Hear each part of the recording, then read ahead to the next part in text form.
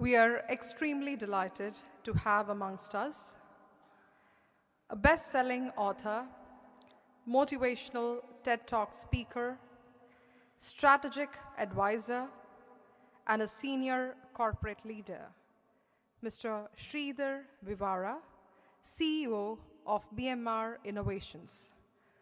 We request Mr. Sridhar Garu to come onto the stage to receive honors from Her Holiness, Pujya Guru, Shri Shri Shri Aathmanandamayi Mataji.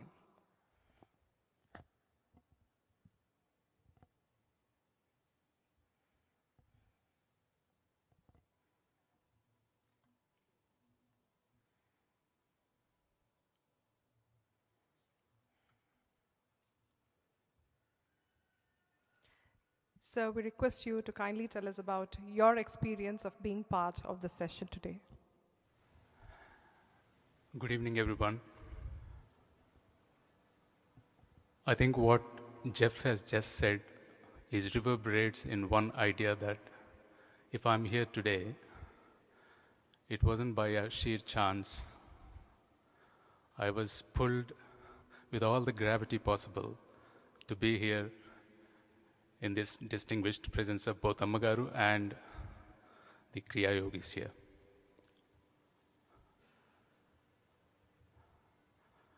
Well, I'm going to speak to you today about probably not the process of Kriya, because meditation for me is a quality.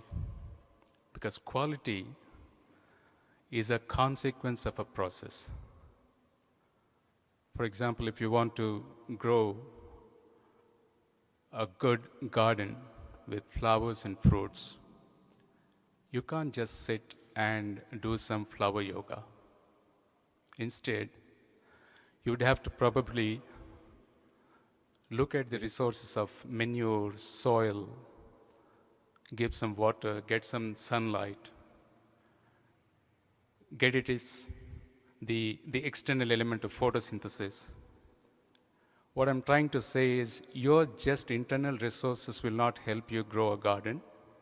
Instead, you would have to also depend heavily on the external elements which you do not have any control over.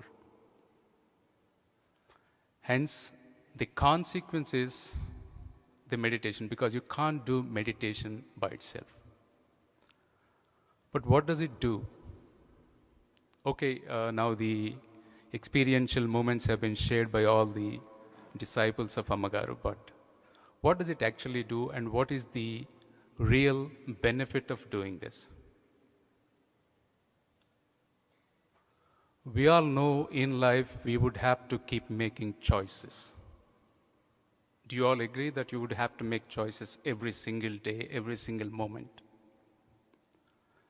And when you finish doing or making those choices, you would have to now act upon.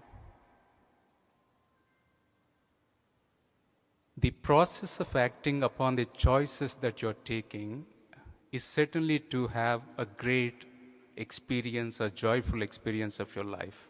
That is why we are making choices time in and time out. Now, in this process, if your mind gets organized, your thought gets organized.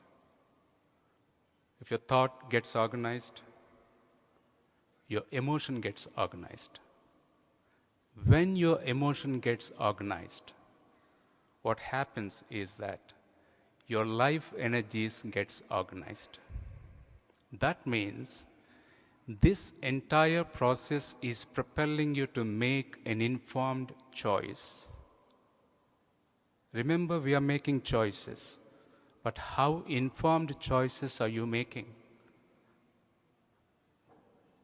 And that is helping you to act upon those choices, which will in turn push you to the end goal of however you want to conduct your life, whether on that specific day or in that specific period.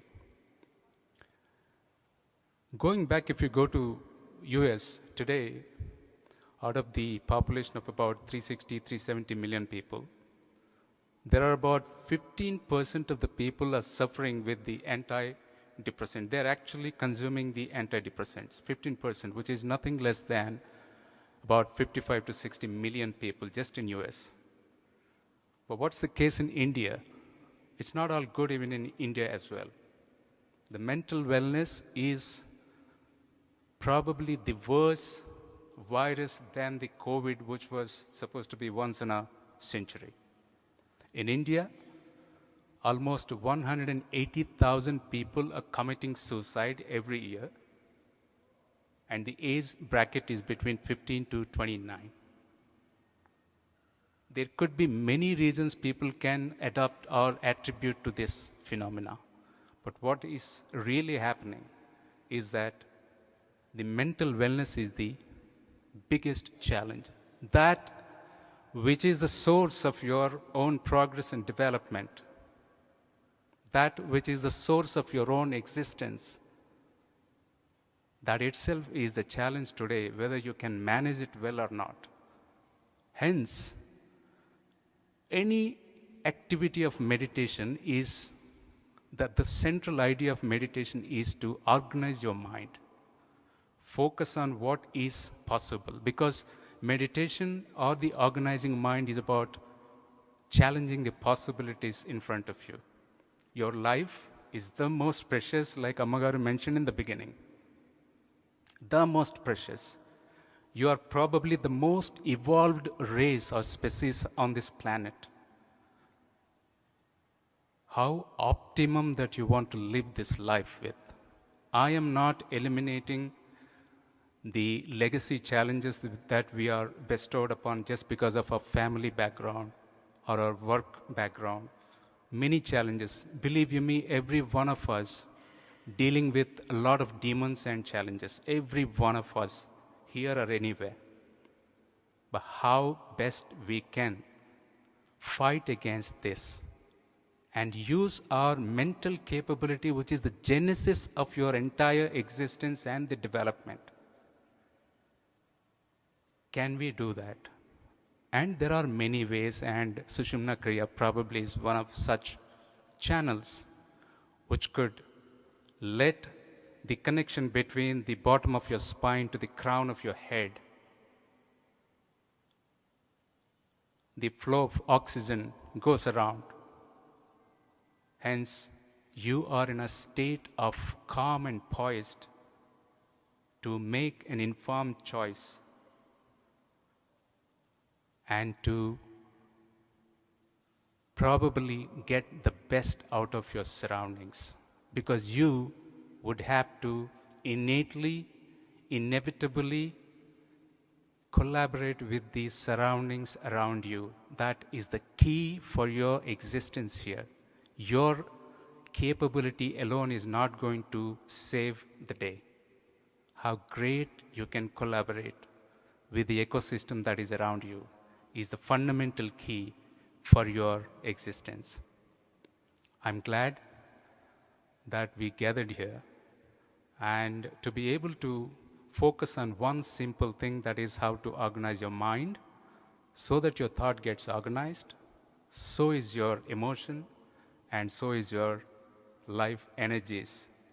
Be joyful, because that is the ultimate objective. Stay joyful. You have to be joyful both spiritually, physically, mentally, and in all senses. Be exuberant, because that is the one thing this life expects out of you. I wish you all the best.